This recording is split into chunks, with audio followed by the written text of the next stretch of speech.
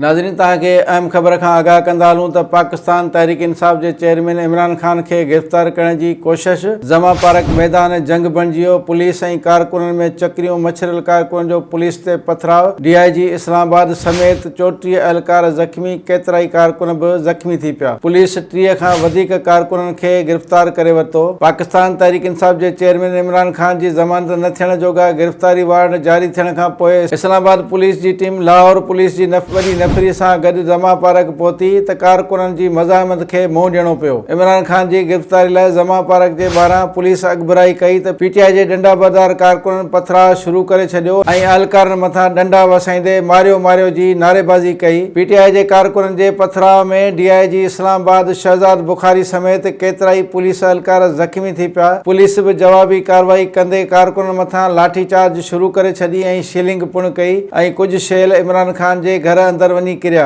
तहरीक इंसाफ़ जे मछलियल कारकुन petrol bomb उछलाए police जे बख़्तरबंद गाॾी खे बाहि ॾेई छॾी। इस्लामाबाद पुलिस जो चवणु आहे त PTI मुज़ाहिरीन पुलिस ते शदीद पथराव कयो, जंहिं जे नतीजे में DIG ऑपरेशन समेत 5 एहलकार ज़ख़्मी थी पिया आहिनि। पुलिस तर्जुमान मूजिबि पथराव इमरान ख़ान जी घर जी छित खां शुरू कयो वियो। पथराव बावजूदि पुलिस इंतहाई क़दम खणण खां पासो कयो। DIG ऑपरेशन जे ज़ख़्मी थियण खां पोइ SP राना हुसैन ताहिर चार्ज संभाले वरिती। पुलिस PTI जे 30 खां वधीक कारकुननि खे गिरफ़्तार करे वरितो, जॾहिं त झड़पुनि दौरान PTI जा 30 खां वधीक कारकुन ज़ख़्मी थी पिया। वाज़ेह रहे त PTI चेयरमैन इमरान ख़ान ज़मानत न थियण जोॻा गिरफ़्तारी वारंट जारी थियण खां पोइ इस्लामाबाद पुलिस लाहौर पहुती ऐं मुशावरती इजलास करे इमरान ख़ान जी गिरफ़्तारी लाइ ऑपरेशन ऐं तरीक़ाकार ते ग़ौर कयो वियो। आख़िरी इतलाउनि ताईं जमा पार्क में पुलिस ऐं कारकुननि में छिकताण जारी हुई ऐं इलाइक़ो मैदान जंग बणियल हो ऐं PTI जे चेयरमैन इमरान ख़ान जे गिरफ़्तारी जा पिणु इतला हुआ।